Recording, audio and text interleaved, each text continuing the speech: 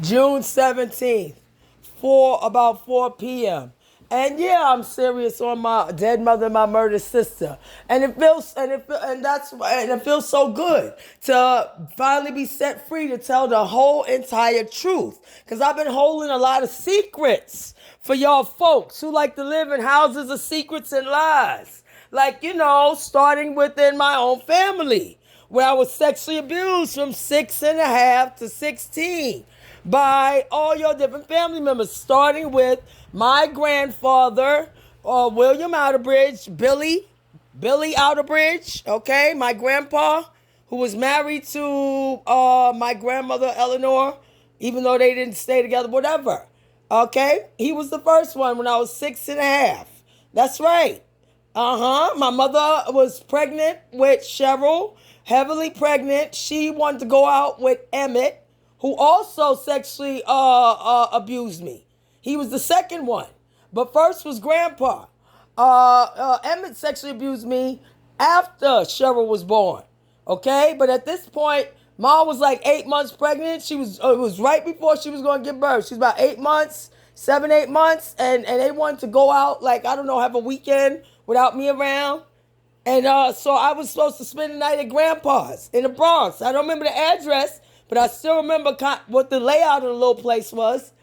To anybody who want to come forward, and try to tell me anything, because y'all memories are clouded or y'all don't know all the details. But I do. I'm the spoke in the middle of the wheel of the family, of the community, of New York City, of the country, of the democracy, of spirituality, and of the universe. I see the connections. Thanks to the God-given talent God gave me. Not because I'm so me. I'm the greatest thing on earth. But I dimmed down my shine to accommodate my family when I got that talk from my mother and Barbara because my cousin Khalid, my favorite cousin Khalid, you know. Krista, you don't always have to use your vocabulary, utilize your superior vocabulary. That's how it sounded in my head. But they say you don't have to use your, in my head, that's what I was thinking.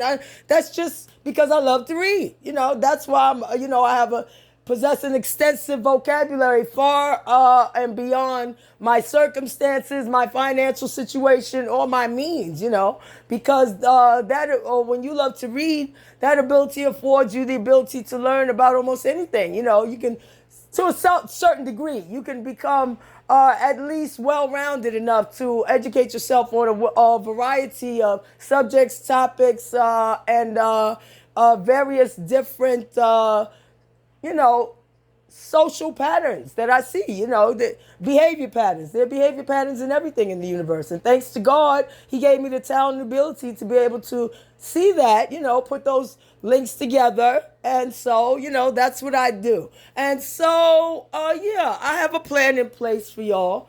Because fuck that. And y'all played the better than worse than game with me. And my cousin Khalid will tell you, if you play that game with her, she's gonna crush you. Some way, somehow. And Khalid is good. Khalid is intelligent. He's talented. He's well-rounded. He's focused. He's honorable. He is not a predator or a pedophile. And he got 4 sons. Even I don't know how he did that. He's my favorite cousin. I love him. He's the only one who did not, violate me as a child. We had fun growing up, and I love him for that. But the rest of my family, I'll come talk to y'all later about the stuff y'all did to me. Starting with cousin Renee, Thomas Renee Samuels, 159-20 Harlem River Drive. Remember all the things you did to me when we were growing up during the years I lived there in the colonials? You was there with Annie Mae, God rest Annie Mae, who had her apartment for 50 years. Cousin brother Lawrence, he still lived there. Lawrence never touched me. But your dad also touched me too, Thomas. Yeah. What was your dad's name again? Lewis. What was your dad's name again? But in any event, I got receipts for everything. And Chuckles, that's why I threw out the 10 cents to bless you, to bless my enemy.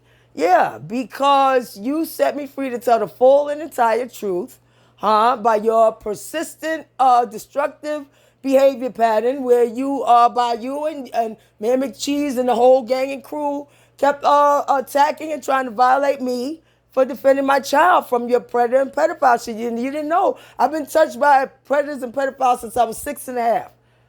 I would rather, I'd rather go answer to my maker and send folks to answer to their maker than let anybody touch my child and or continue to violate me. And so now the plan's in place. Now, see if you can stop it, because I'm absolutely revealing all. And if that's what I got my kids out for, because I knew niggas like y'all would not stop. I grew up with niggas like y'all in my family, like my cousin Michael, who I don't mind revealing, but Michael, I didn't see no pedophile shit, though. He did try to get a little frisky with me, but that, he didn't do anything, ultimately.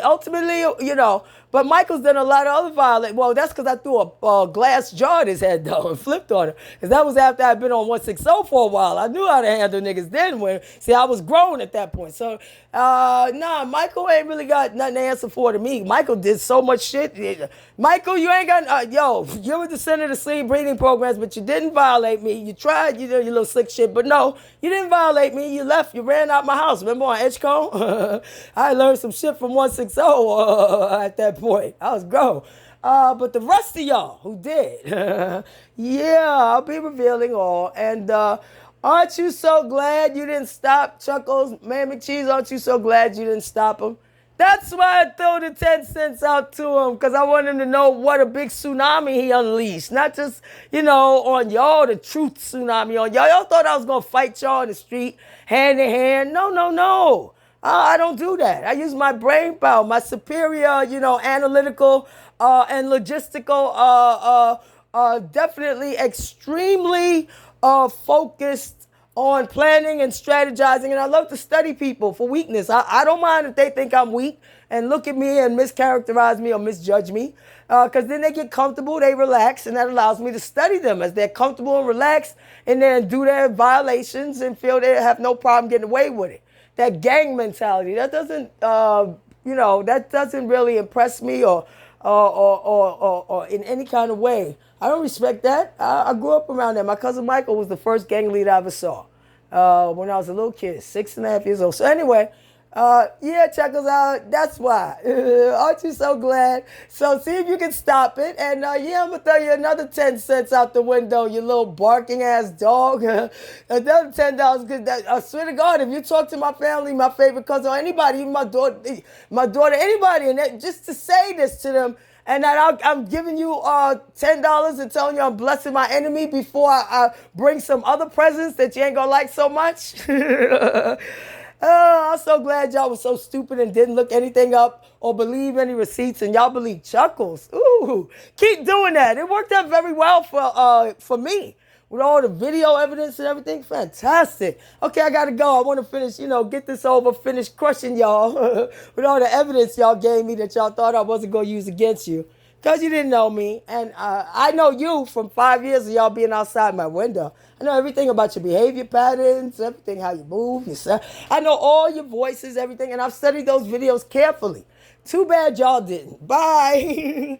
Gotta go. Yeah. And did you see how easily I revealed that about my family? There's more to come about everybody. But first, y'all. And then the popo, the family, everybody. I'm tired of holding all your secrets, y'all folks who live in houses of secrets of lies. Starting with my family and then going on out to the community, your black folks who y'all are ass backwards. Y'all say shit like snitches get stitches, and then y'all are snitches.